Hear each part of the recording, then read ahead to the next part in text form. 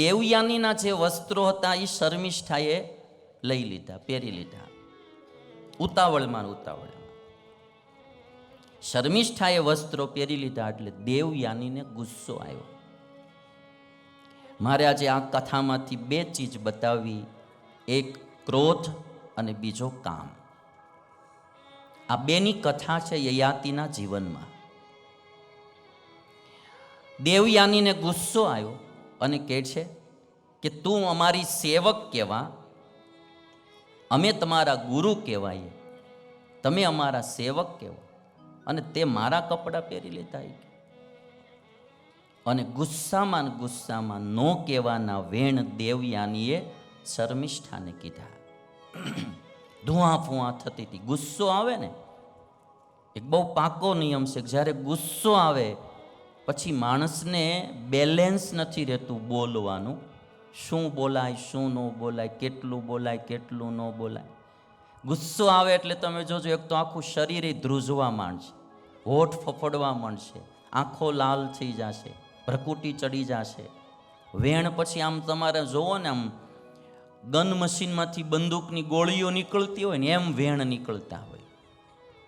ધુઆ પુઆ થઈ અને દેવયાની કહે છે કે કૂતરાની જેમ તે મારા વસ્ત્ર પહેરી લીધા. નો કહેવાના વેણ કહી દીધા. શર્મિષ્ઠાને લાગી આવી, એ બી અકળાઈ ગઈ, એને બી ગુસ્સો આવી ગયો. એકને આગ પ્રગટી હતી, એને બીજીને આગ લગાડી. ગુસ્સાની આગ એવી હોય, એકમાં પ્રગટે બીજાને પ્રગટાવે. અને શર્મિષ્ઠા કહે છે, એ બી આમ છંછેડાયેલી નાગણીની જેમ લાંબા શ્વાસ લેતી બોલવા માંડી કે કાગડા કૂતરાની જેમ તમે રોટલા ખાવા અમારે અહીંયા આવો છો ને વળી તું મને આમ તેમ કહે છો. તું તારા મનમાં સમજશો હું કે તું તારા પિતા અમારા રોટલા ખાઈને જીવો છો કે, અને જેમ તેમ બોલશો કે. અને શર્મિષ્ઠાને વધારે ગુસ્સો આવી ગયો, દેવયાનીને પકડીને નાખી કૂવામાં. એક ગુસ્સો એ જે આવે એના પરિણામ તમે જો. હવે આ બાજુ દેવયાની કૂવામાં પડી, શર્મિષ્ઠાની તો વહી ગઈ, બધા કોઈ કાઢી નહીં બારી.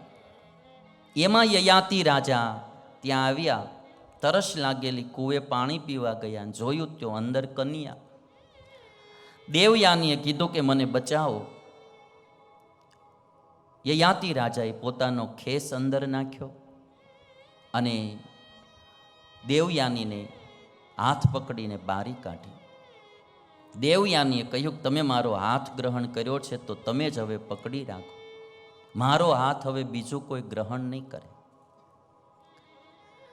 યયાતિ કહે છે કે હું ક્ષત્રિય, તું બ્રાહ્મણ, અને આ વાતની ખબર તારા પિતાને પડે તો શ્રાપ દઈ દે. હું તારો હાથ ગ્રહણ કેમ કરું? તો કહે છે કે મારો હાથ બ્રાહ્મણ તો કોઈ ગ્રહણ નહીં કરે, કારણ કે મને કચ્છનો શ્રાપ છે. દેવોના ગુરુ બૃહસ્પતિના પુત્રનું નામ કચ્છ, અને કચ્છ શુક્રાચાર્ય પાસે સંજીવીની વિદ્યા શીખવા માટે આવેલા. અને એ સમયમાં એવી પ્રામાણિકતા હતી કે દુશ્મનના દીકરાને પણ સંજીવીની વિદ્યા શુક્રાચાર્ય શીખવાડી. મરેલાને જીવતા કરવાની વિદ્યા, સંજીવીની વિદ્યા શુક્રાચાર્યએ દેવોના ગુરુ બૃહસ્પતિના દીકરા કચ્છને શીખવાડી. વિદ્યા પૂરી થઈ, વિદ્યાભ્યાસ, કચ્છ જવાની તૈયારી કરે.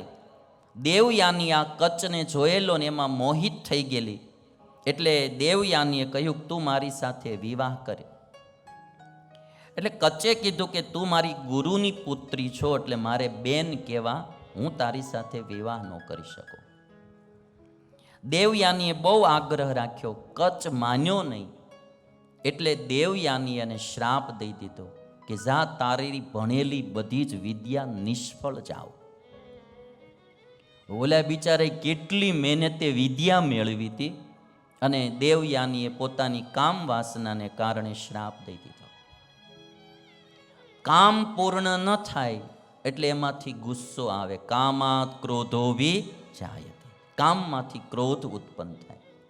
દેવયાનીને ક્રોધ ઉત્પન્ન થયો, કચ્છને શ્રાપ દઈ દીધો કે જા તારી બધી જ વિદ્યા નિષ્ફળ જાવ.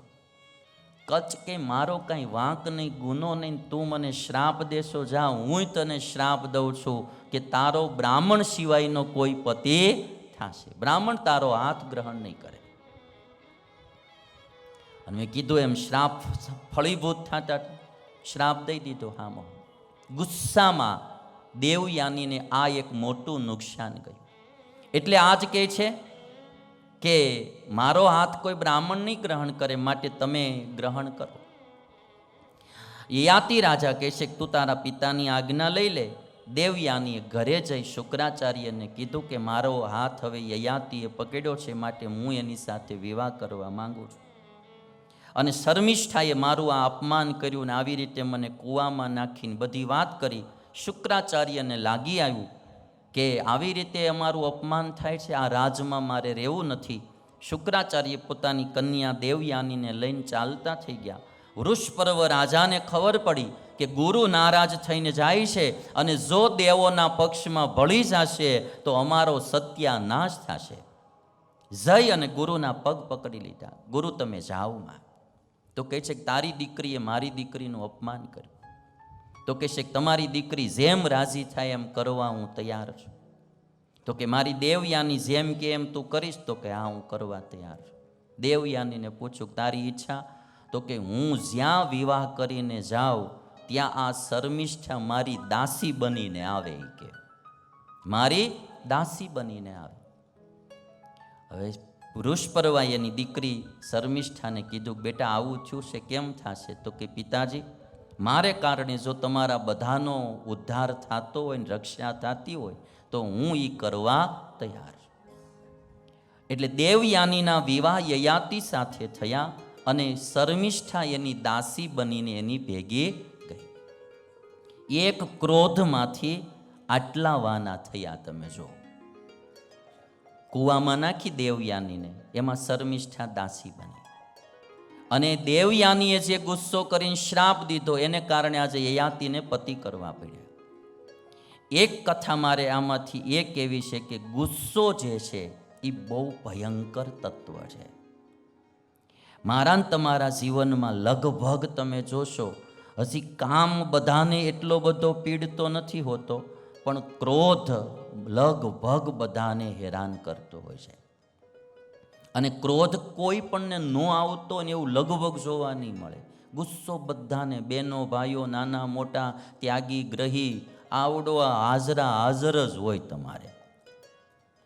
અને ક્રોધને કારણે આજે માણસ પોતે બી દુઃખી થાય, બીજાને પણ દુઃખી કરે છે.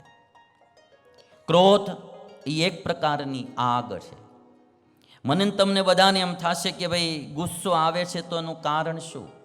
ક્યાંય પણ આપણી ઈચ્છા પૂરી ન થાય ને, આપણી મનોકામના પૂરી ન થાય, આપણું ધાર્યું ન થાય એટલે ગુસ્સો આવે. આપણે જેમ ધાર્યું હોય એમ ન થાય એટલે ગુસ્સો આવે. કામાત ક્રોધો બીજાયતી. ભગવાન કૃષ્ણે ગીતામાં આ વચન કીધું. કામમાંથી ક્રોધ ઉત્પન્ન થાય, ઈચ્છામાંથી ક્રોધ ઉત્પન્ન થાય.